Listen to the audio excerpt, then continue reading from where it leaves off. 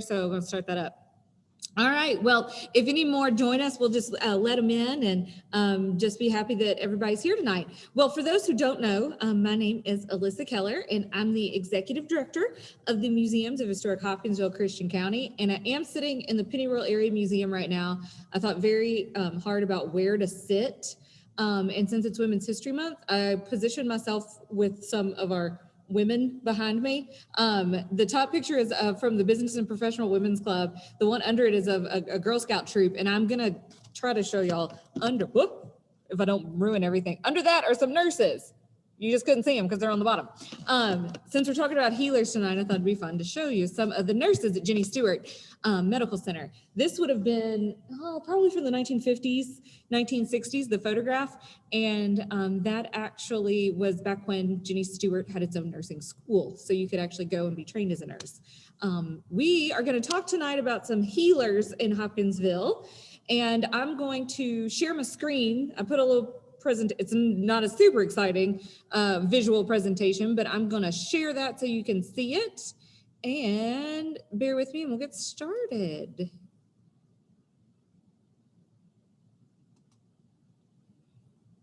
Oop.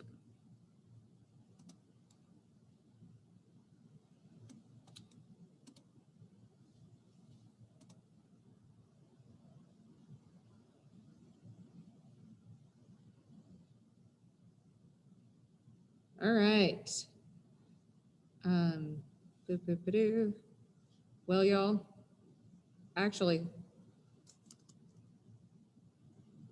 give me 1 second.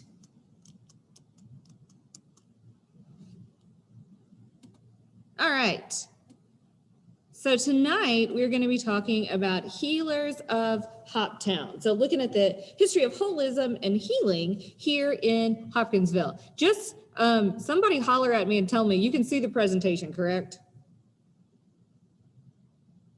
Yes, but we also see your notes. You see my notes too? Well, that's always fun, right? Well, you may. I was trying to figure out. Thank you. That's what I was trying to figure out. That's what I was asking. Well, you know what? I may just be doing this without notes then, because I don't want y'all to have to look at that. I mean, I just typed them up. I'm sure I know it well enough. So I thought with the big read being about a Greek goddess, demigod, a witch, a story of mythology. How am I going to connect this back to Hopkinsville? Well, the beauty is that Circe was a healer of sorts. So I thought, let's talk a little bit about some other healers in our community. So we are going to look at some things. We're not going to look at all things, but before we get real good and started, I do want to thank our sponsors and our partners. The Big Read, we're in our 7th year of this. So this is the 7th book that we have read as a community all together. And it is a joint partnership between the Pennyroyal Arts Council and the museum and the Hopkinsville-Christian County Public Library, the school system, the community college, the Literacy Council, and then for at least maybe every single year, Planners Bank has been our book sponsor. So I hope you have all been able to acquire a book. If you haven't, we do have some copies at the museum, and I hope y'all are reading it and loving it. All right. So tonight we're talking about healers of Hoptown because of Circe. I found this image online and thought this was not the one I typically see of Circe, but I thought it really kind of spoke to what we're doing tonight. You know, her with her potion book and kind of mixing up some remedies.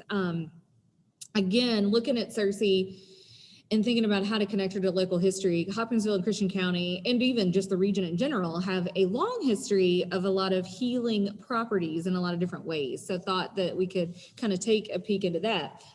If you have been reading, Circe has a lot of powers. And when she kind of rebels against her father and he exiles her to her island, which I think is pronounced Ayaya, her island, she starts to learn how to manipulate herbs and different things on the island in order to take care of herself, take care of animals, take care of sailors that show up, both in kind of good and bad ways. So thought we would look into some of that. Also thought, since March is Women's History Month, that we would spend most of our time tonight talking about women. When thinking about practitioners, medical practitioners in the community. I mean, we could go on forever and ever and ever. There are hundreds of them actively practicing now today. So I thought we would kind of narrow down a little bit, look at some of our earliest practitioners, and really focus on the women. We're also going to look at more of kind of the side of holistic health. So with that in mind, I'm sure you won't be surprised that we're going to talk about at least one man who wasn't really a practitioner in and of himself, but we'll look at some of Edgar Cayce's things as well. So you're getting kind of a double dose right now. You're getting, well, triple. You're getting local history, you're getting Big Read, and you're getting Women's History Month all at once. All right, so we're going to start with practitioners. When I was thinking about this, when you look back at Hopkinsville and Christian County, and even just the medical profession in general, women have not been working as like licensed medical doctors for all that long in the United States. So thought we would start with what we know as our first professionally trained practitioner in the community. And her name was Honora Hardy McCartan. And Honora was born and raised here in 1871. She went to Walker Sanitarium, in Evansville to become a professionally trained nurse. Now, this was at a time when most nurses were locally, in this area, would have either been kind of learning on the fly, would have been working as midwives, which we're going to talk about, but they're learning things as they go. They're not necessarily going to school to become a nurse. She graduates in 1900 from Walker Sanitarium and moves back to Hopkinsville to practice. As a professionally trained nurse, she is like a trailblazer here. She wrote a little piece about her training and then coming back home. At school, it was like a very high tech in 1900. It had running water. There were electric lights. It was very sanitary and clean. And she had like every medical technology, anything that was new and innovative was at her fingertips. Then she moves back here and has to figure out how to implement some of what she's learned in a way to take care of people here. She mainly is going to be taking care of very sick people in their homes. For a nurse to be called in at this time, somebody's going to be really, really sick. It would have been almost like a bad mark on the family that the family wasn't just taking care of their sick loved one. Before Honora gets her licensing, before she's a certified trained nurse, if a nurse was needed in town, usually a doctor would send for a nurse from Nashville or from Evansville. So she's really, changing the game here. Her duties are going to range widely. She is often with people all day and all night. She got paid $3 a day, which was good money in that time. And a day was 24 hours. So that she would go and stay with families and take care of their sick loved ones. If it was the mother who was sick, then she would also care for the children. She would cook meals, take care of the household. She would become like the female presence in the house.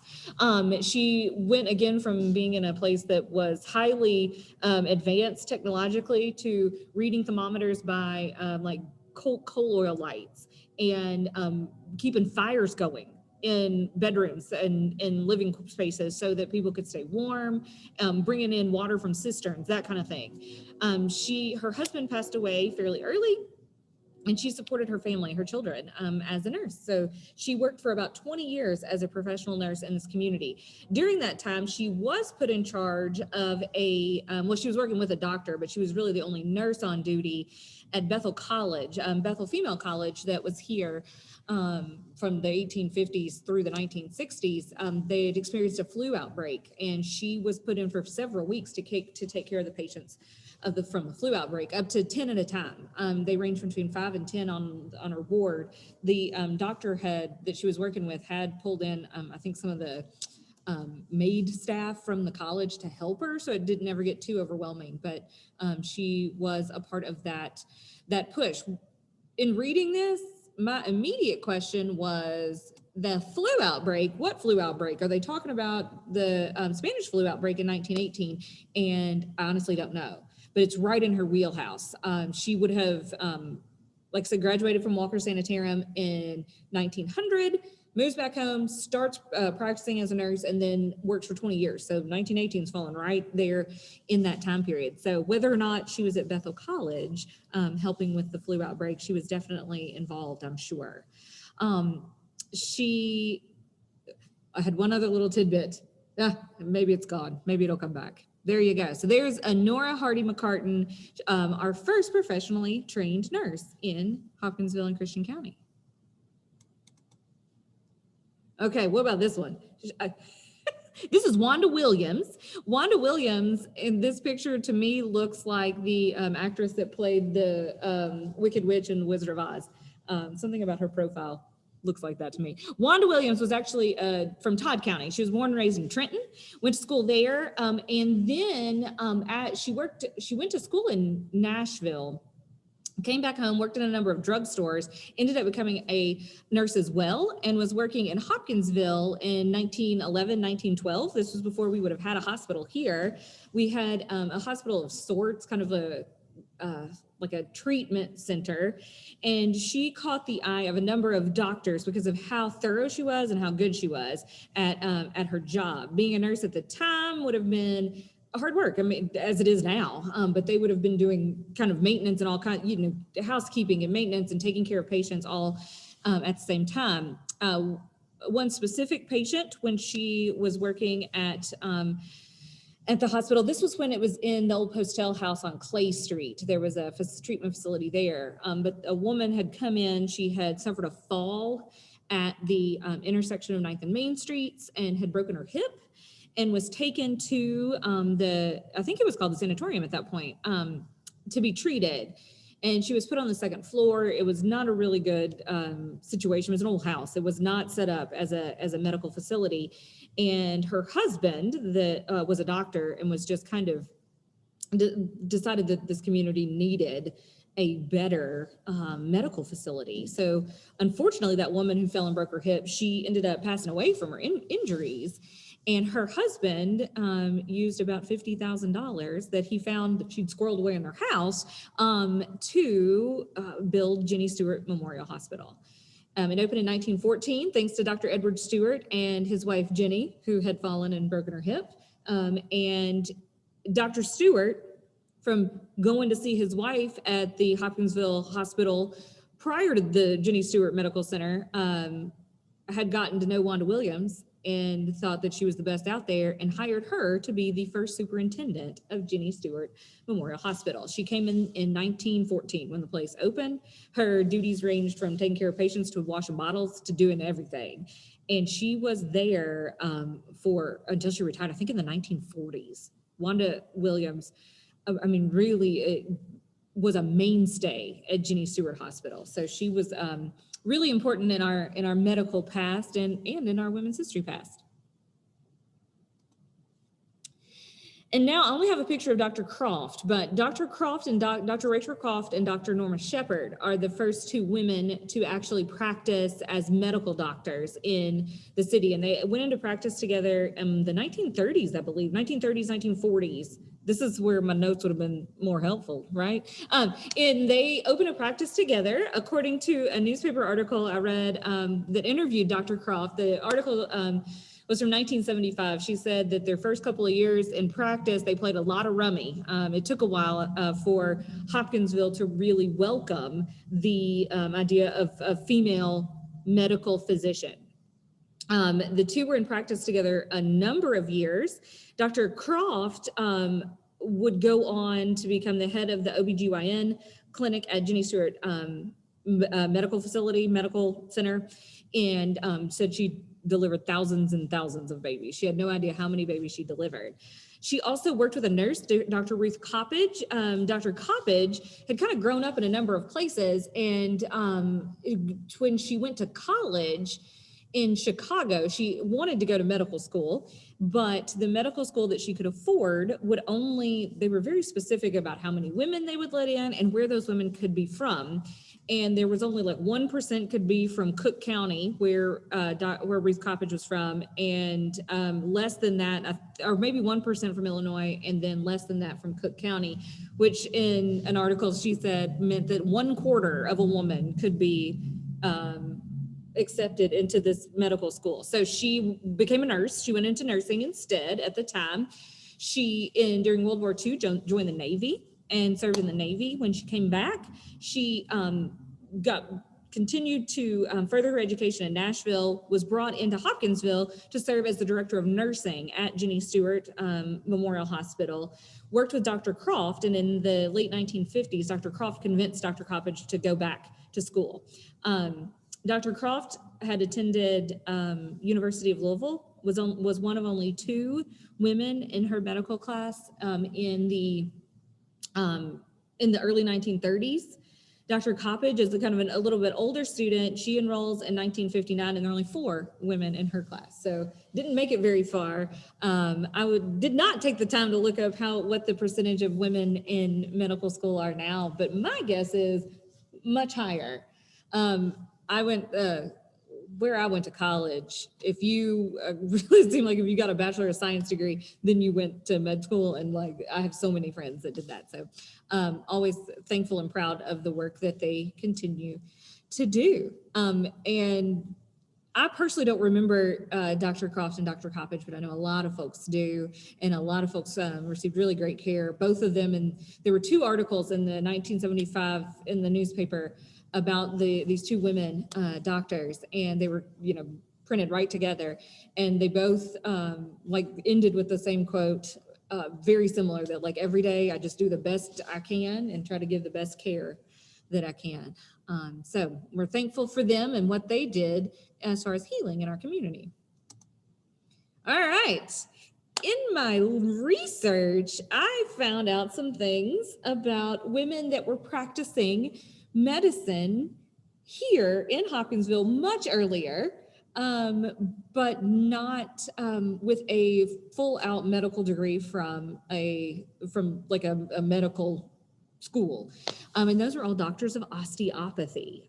I had to look up what an osteopathic doctor really is, and now I want to find one. And I know that it is still something that's very prominent, and there are osteopathic doctors even in this community today. But doctors of osteopathy they're fully licensed doctors, and they are going to focus on the musculoskeletal system. Sorry for my nice accent there, and really look at treating a whole person and not just the symptoms of a person. So a lot of times osteopathic physicians are going to work in manipulation like a chiropractor, but kind of combining that with other treatments as well.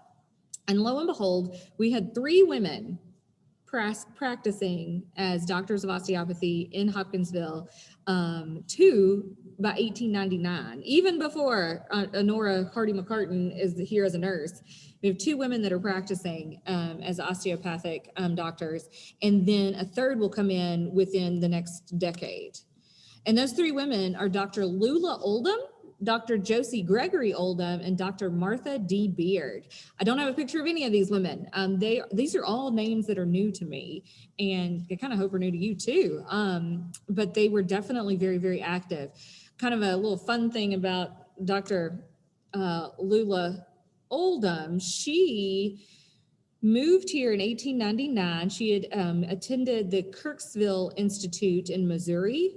And after she and her husband and her sister, Josie, had all gotten their certifications as doctors of osteopathy, they moved to Hopkinsville to set up a practice.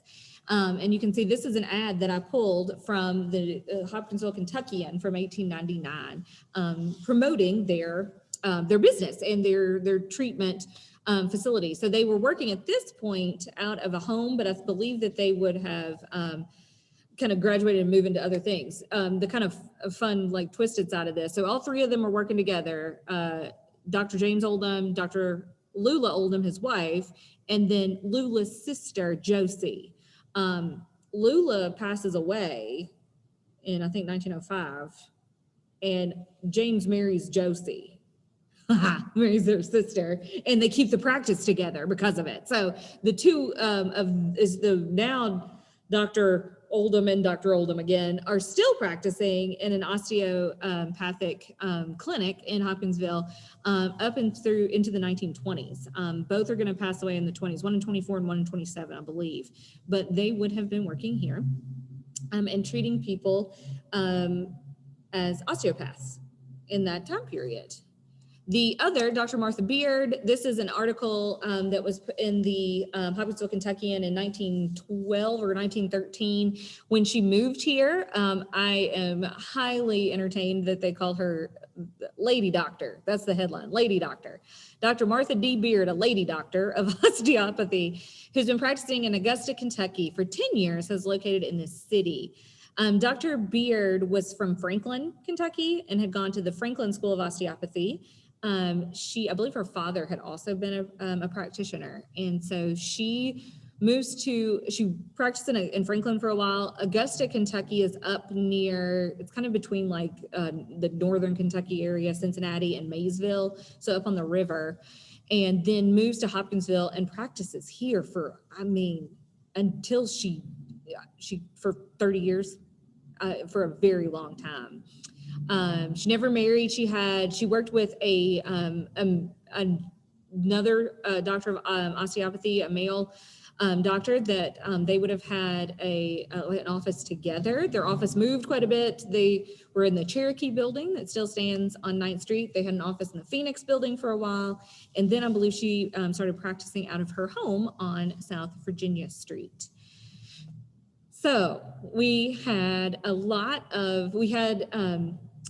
kind of what I would consider more your straightforward traditional medical practitioners that are practicing, but also kind of this side of medicine that's focusing more on holism and an approach that's a little different, and not just looking at symptoms and treatments, but how to combine all of things in the whole body together to treat folks locally. And then we also have midwives. And I'm so sad that I can't pull up the notes, because I had a quote about midwives. The midwives specifically that I wanted to focus on are African-American midwives. There would have been white midwives as well. And some little tidbit I was reading about Dr. Edward Stewart, Jenny Stewart's husband, who provided the funding and opened Jenny Stewart Memorial Hospital.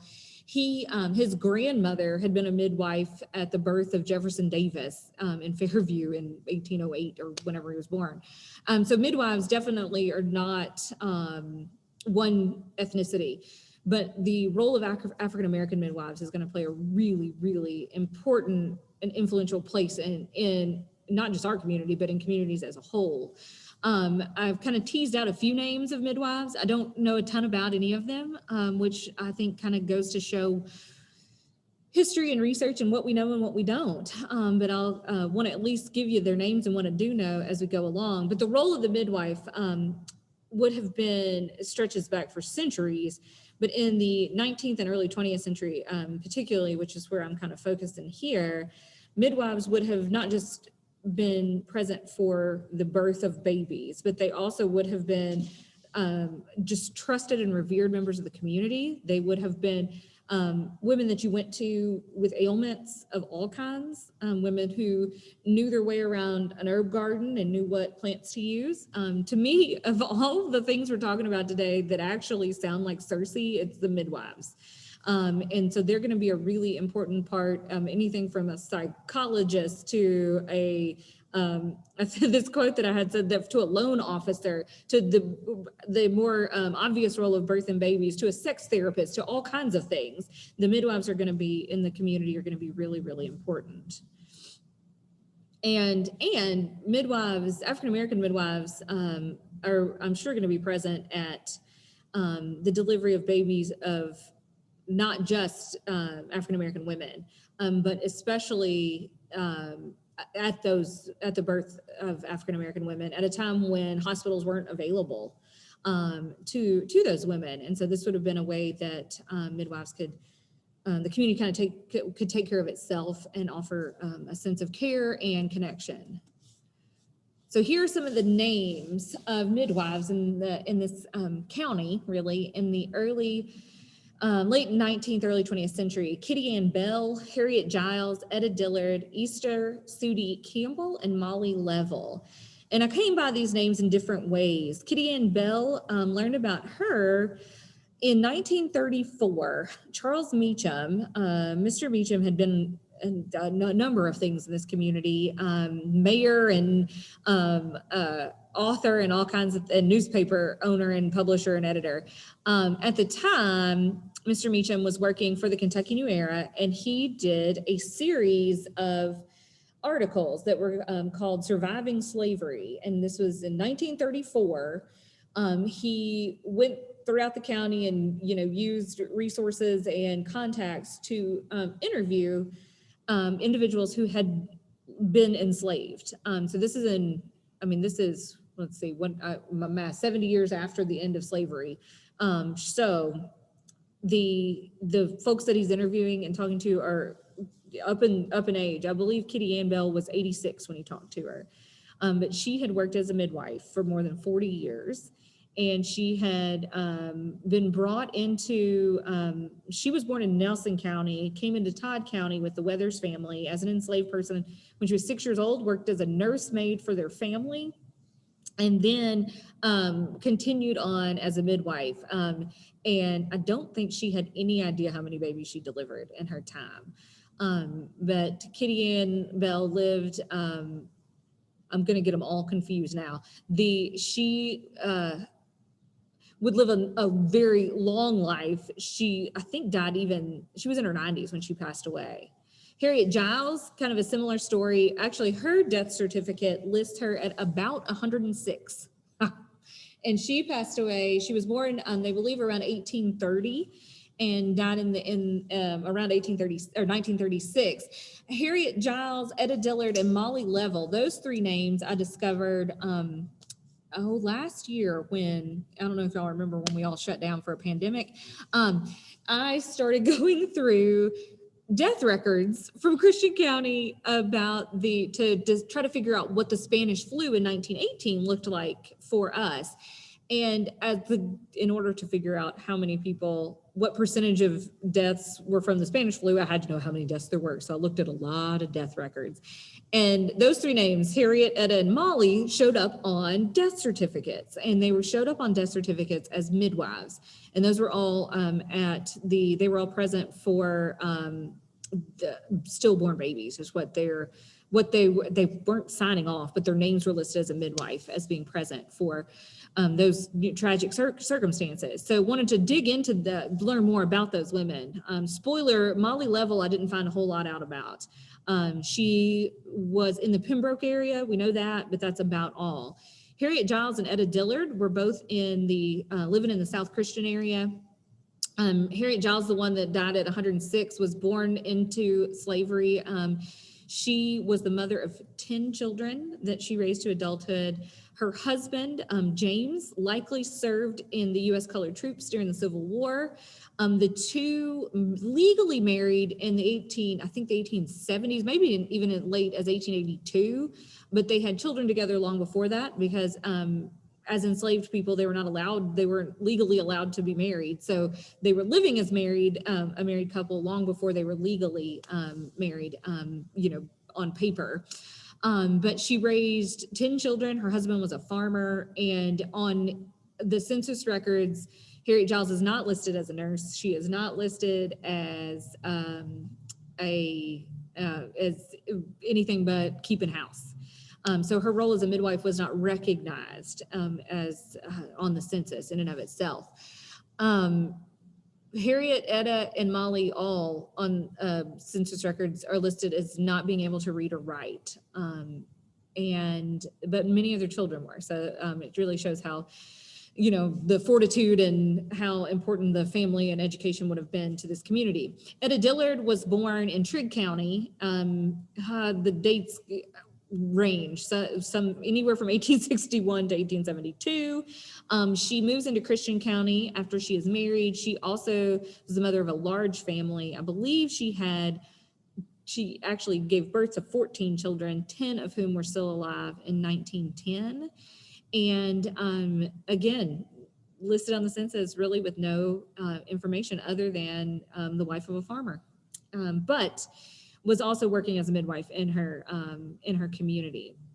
Easter Sudie Campbell found her in the WPA slave narratives. In the 1930s, the Works Progress Administration, part of the New Deal, went around and interviewed folks who had been born and lived in slavery. And Easter Sudie Campbell was one of those. She was actually born in Caldwell County, but lived in Christian County when she was interviewed, and she gave a very kind of colorful explanation of her role as a midwife, saying that she had delivered hundreds of babies, and she would always come with catnip tea to a delivery. She said she would let nature take its course until she needed to do something different, that she would give this tea to a baby when it was born, because if the baby was going to break out into hives, it needed to do it then, so they knew and they could move on.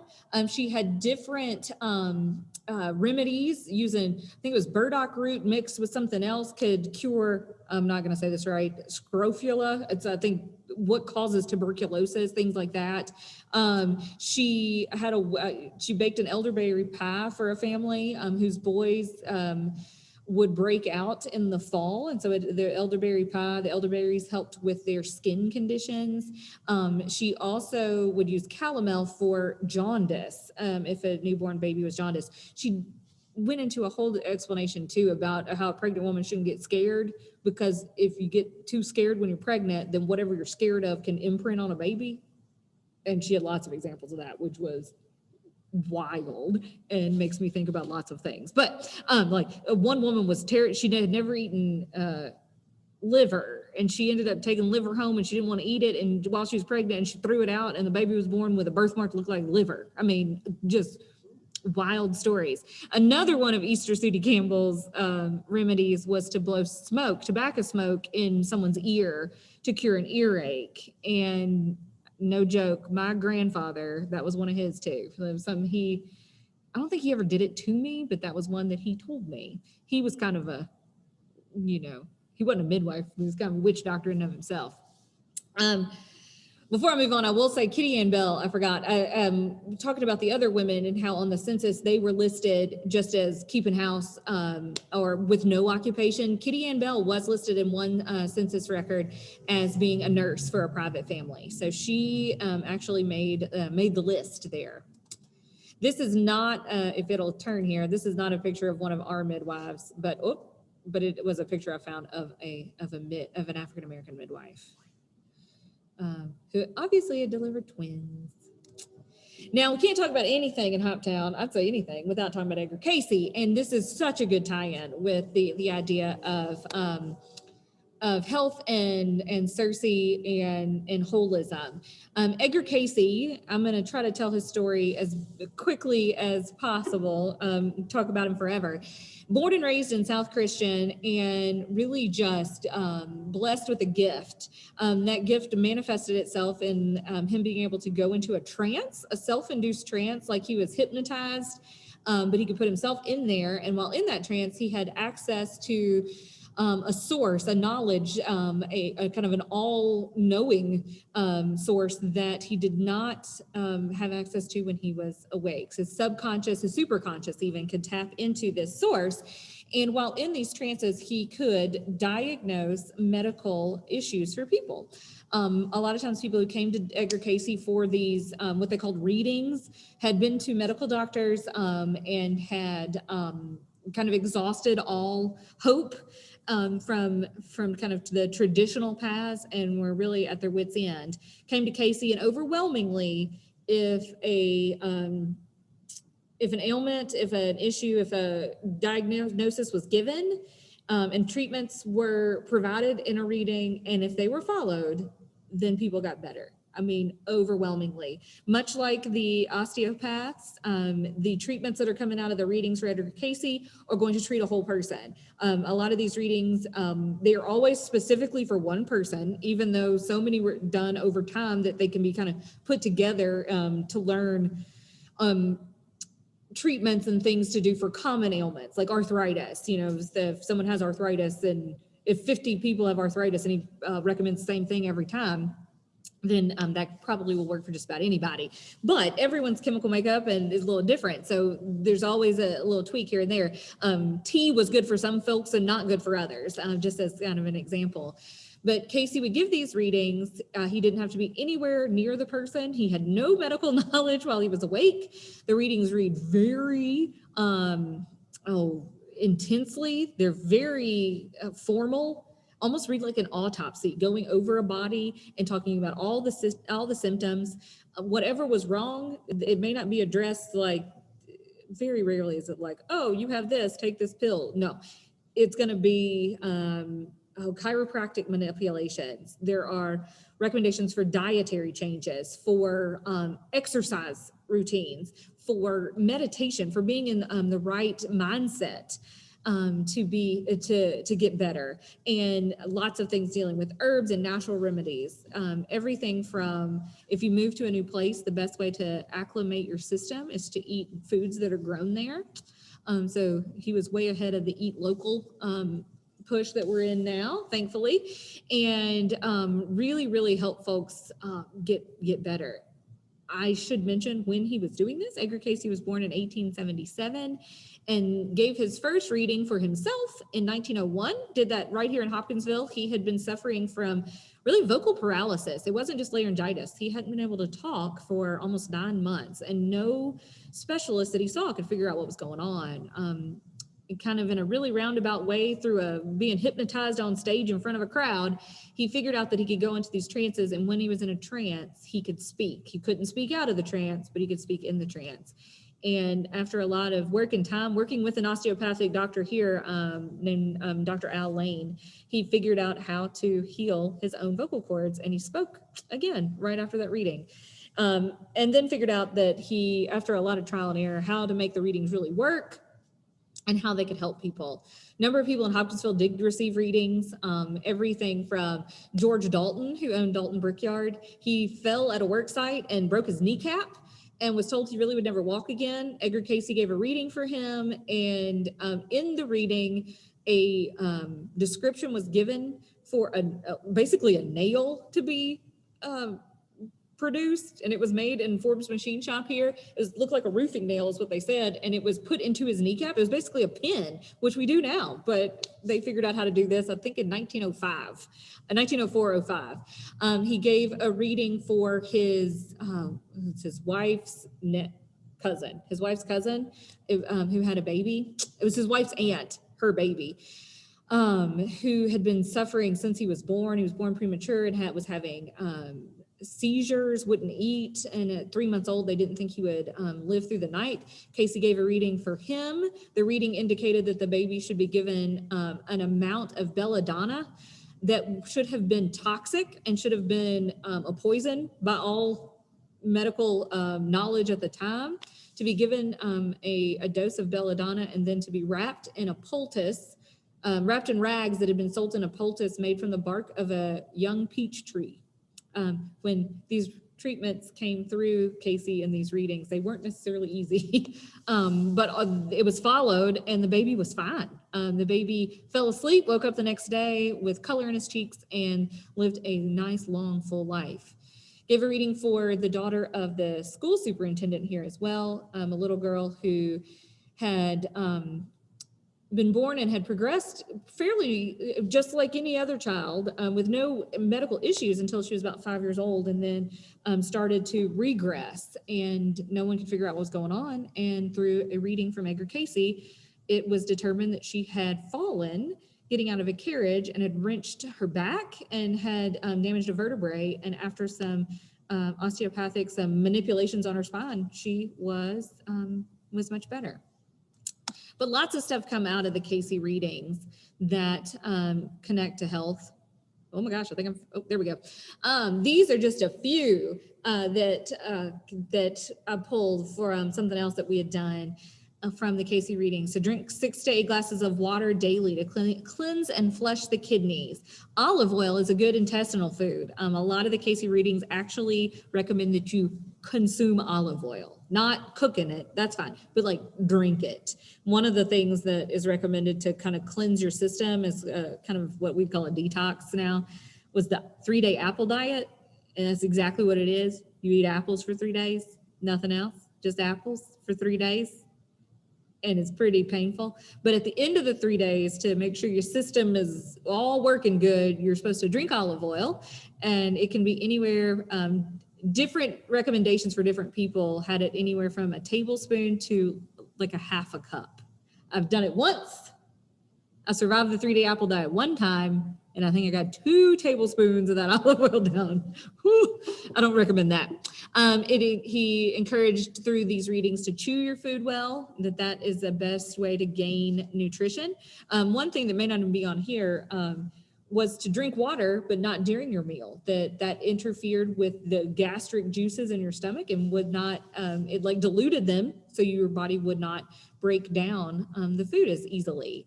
Walking is the best exercise, and sleep 6 to 7 hours is good for anyone, and under stress and strain, some may require 10 to 12. I think I have been there. One of my favorites isn't on here, and it's that never forget the recipe of making 3 people laugh every day, that was supposed to be good for you as well. We will be doing a Cayce herb workshop next week, on next Saturday. So if you're interested in learning more about Edgar Cayce, you can sign up for that. Or we're actually in Edgar Cayce's birth month right now. His birthday is March 18th. We typically do a whole weekend focus on Edgar Cayce. Folks come in from all over to learn more about him here in his hometown. Due to COVID, we won't be doing that this year, but we're going to be doing a lot of things on social media to talk about Edgar Cayce, his connection to Hopkinsville and Christian County, and then how the work that he did spread. Okay, y'all, this is the part that's going to be, to me, the most interesting thing we're going to talk about, and I'm going to do my best to do it without, y'all might have to look at my notes with me in a minute. When I was thinking about what to talk about when it comes to healers of Hopkinsville, of Hoptown, of course we can talk about people who worked here and who treated people and who took care of people, and the service that they've provided for years and years and years. Talk about Edgar Cayce for sure. We can even talk about facilities. Hopkinsville has been home to 4 full-scale hospitals: Jenny Stewart Memorial Hospital, Brooks Memorial Hospital, that was an African-American hospital that opened in the 1940s through the 1970s. Western State Hospital, which is actually our oldest medical facility, opened in 1854 as the I think it was Western State Lunatic Asylum at the time. It's always been a mental health facility, just much more appropriately named now. And then Outwood, which was opened in the 1920s as a veterans hospital for the treatment of tuberculosis. And it was its own city. It had 27 buildings and its own power plant, and people lived there and worked there. There were stores on site. A full department, a full dietitian department. It had a library. It was really quite the facility. It switched over into a facility for adults with special needs in the 1960s, and that's what it still is today. The structures were torn down in the 80s and buried, and then like something else was built on top of it, which I think is fun and crazy. But that is still here. It's up. Outwood is way on out, kind of past Pennyrile State Park, on the way. It's almost in Hopkins County. I think we kind of share it with Hopkins County. But with all that said, one of the things I find most fascinating about this region, even though Christian County can't really claim any of these in a big way, are the healing springs. Healing springs are going to be something that, they're mineral springs, that are going to be something that people recognized here very early on, and really became a draw for tourists, for folks traveling, for folks leaving the deep south and trying to get away from the heat in the summer in the late 1800s through the mid 1900s.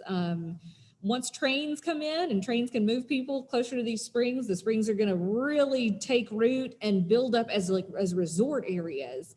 And then once the car comes in and people can move a little differently, the springs, and numerous fires over time that knocked out the resorts themselves, it really made a big difference. So these healing springs that we have around here, there are multiple.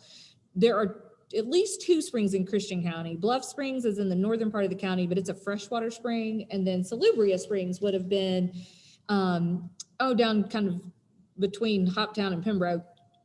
And it would have had a resort area there. I'm not sure of the content of the spring itself, but it would have been a spring with a full-scale hotel and everything as well.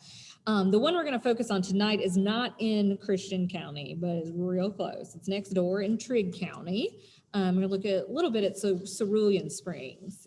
Cerulean Springs, the spring itself is off the Muddy Fork Creek in Trigg County, right on the edge between Christian and Trigg. If you're not familiar with where Cerulean is, if you're driving down Highway 68 towards Katie's, if you turn left, you go to Gracie. If you turn right, you go to Cerulean. You go through Buffalo between here and there, but that's about it. And Cerulean Springs would have been settled early on in the late 1790s, and there was a spot in the Muddy Fork Creek where Native Americans would go for healing purposes. At that point, it was a black sulfur spring. I'm not exactly sure what that means, but that's what it was. And I say at that point because in 1811, December of 1811 on through, there are a number of them, up through February of 1812, there were a number of earthquakes on the New Madrid Fault that runs between us and Missouri. So kind of where along the Mississippi River. That fault made the Mississippi River run backwards and created Reelfoot Lake in Tennessee, and did a lot of other things. And really some of the strongest earthquakes really ever felt that we know of on the North American continent. But one of the things it did was it reconfigured that spring somehow in Cerulean and turned the water blue, Cerulean blue, bright blue, and kind of, I guess, changed the mineral content of the water. A hotel was built there by the 1830s.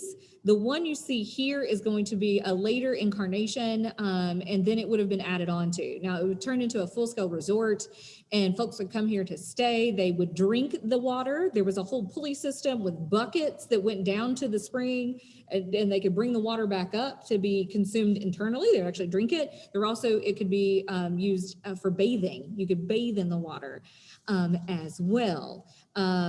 This is a picture that I pulled offline. I've been down to see it one time, but this is like the spot where you can see the spring, and you can tell the water is bright, bright blue. It is a sulfur spring, which means it smells something fierce, and but it is supposed to be known for its healing qualities. My grandfather grew up in Cerulean, and luckily he had in his things this little ticket from Cerulean Springs Hotel from August of 1905, and it actually gives an analysis of the sulfur water. This is where I said I wish I may have to just pull my notes up. I did some real fancy Googling last night to figure out what any of these things meant. I don't know what any of this stuff is or what it's good for. These are the compounds that were found in the sulfur water in 1905, and they're all going to be good for different things. Silicate is going to be one of the most readily available elements in minerals that you're going to find. It's, I think, like a salt, and it was from the water running over granite and different things. I'm assuming limestone as well. There's a lot of limestone around here. It's going to add that silicate. It's referred to often as the beauty mineral because it promotes collagen. So it was really good for skin issues. So folks would use that. That was, I'm sure, one of the things that the baths were kind of taking advantage of was the silicate. Alumina, that is going to help with anemic folks. It was to increase appetite. I think this is right. Y'all, I'm going to be embarrassed, but I'm going to pull up my notes because I don't want to get this wrong. I am a lot of things, a scientist. One of them. So let's see if I can, boop-boop-a-doo. Let's see if I can pull this up. Maybe y'all can see it, maybe you can't. Oh, or maybe I'm just frozen. I'm sorry, friends.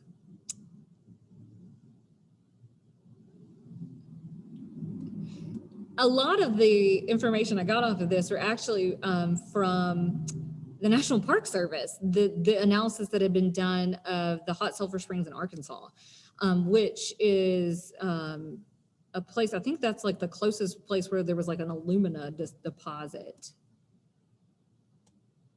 Oh man, this is painfully slow.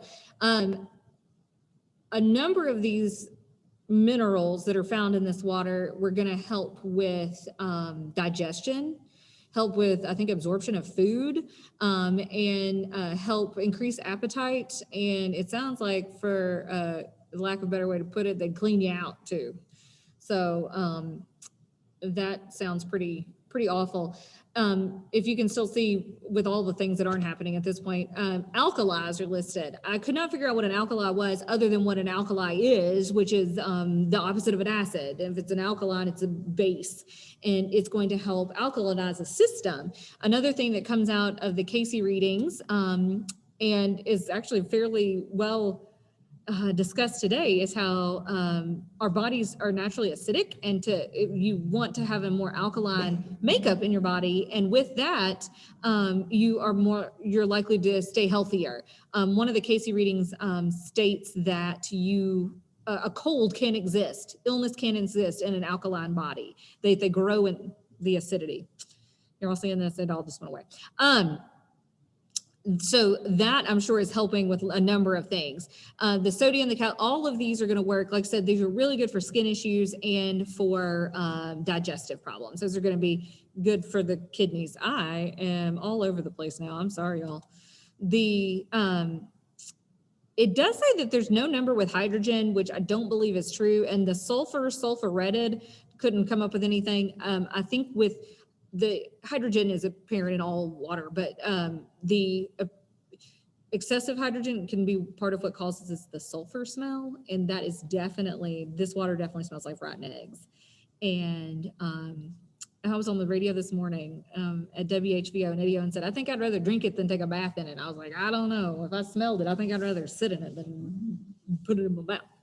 So another part of this area in this community, not only did we have people who were working in different healing capacities, but we also had the land itself that was helping to heal us. All right.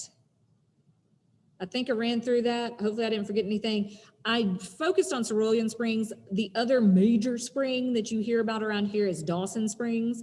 Dawson Springs was, the spring there was really found when, I think it was a man, last name was Hamby. He was digging for a well, and he found this mineral spring, and then ended up digging over 40 wells, and each one with its own mineral content in the Dawson Springs area. In the early 1900s, when there was a train went through, and when the rail line went through and you got off the train, there were more than 50 hotels in Dawson Springs. It was really a hot spot. The Pittsburgh Pirates even did their spring training in Dawson Springs, and it's all because of these healing springs. Hamby's water was bottled. You could buy it in demijohns, like 5-gallon demijohns, or in quart size, and it was so it could be shipped away. So Dawson Springs is another one of our springs nearby that would have been really important to this region's history. And what happened to the two springs, Cerulean Springs and Dawson? Again, the advent of cars really made a big difference, and fires. Cerulean Springs Hotel burned in 1925. The New Century Hotel was in Dawson, and it burned, I think, in the 60s. And with cars already taking people other places and making people more mobile, where they could travel further in ways not on trains, it sounds as though the need for the springs and the draw of those resorts was going away. And so with the fires, they weren't ever rebuilt. Okay, y'all, I've rattled on for, Lord have mercy, an hour. Thank you for sticking in there. Do y'all have any questions about healers in Hoptown? I think if you do, everyone probably is muted. You can come off mute, or if you pop up in the chat, I should be able to see that as well. All right, y'all think about it. And I'm going to show you this as Oh my goodness. We are 2 full weeks into the big read, but these are all upcoming programs with the big read. But there's actually one that started 30 minutes ago, a book discussion about monsters and mortals with Addison James from the community college. But this Saturday, there are 2 different take-home kits you can pick up. You can get a Medusa and Cyclops kit from the library, or a museum at home fairy garden kit here at the museum on Saturday morning. Those are both take-home kits that you can pick up and do on your own. At 2:00 on Saturday, we have Myth of Circe with Dr. Winters through the public library. Next week, the Christian County Literacy Council is running a mythical trivia challenge on Facebook all week. The 11th, there's a readers and critics book discussion with the college. The public library is doing another grab and go kit next Saturday. We are hosting a Cayce Herb workshop next week. Janet will be leading that, and that will be in person for a small group. And we'll also do things online, so you can kind of pick, choose your adventure with that. And that will be making your own salve using some of the recommendations from the Cayce readings. There is a writing workshop at the Alhambra in the hall next on Tuesday the 16th. And our dear friends at Hopkinsville Brewing Company have created a Circe's Tart Cherry Sour. So you can go get a Big Read beer too. All right, y'all. Thanks. Again, if you have any questions, pop them in here. I'm gonna guess most of y'all know how to find me if you need me. And those who hung in until the very, very end, I appreciate y'all for sure. I apologize for kind of messing with my notes there. Hopefully I didn't miss anything. This was great, Alyssa. Thank you. Thank y'all. Thank you, Alyssa. Thank y'all.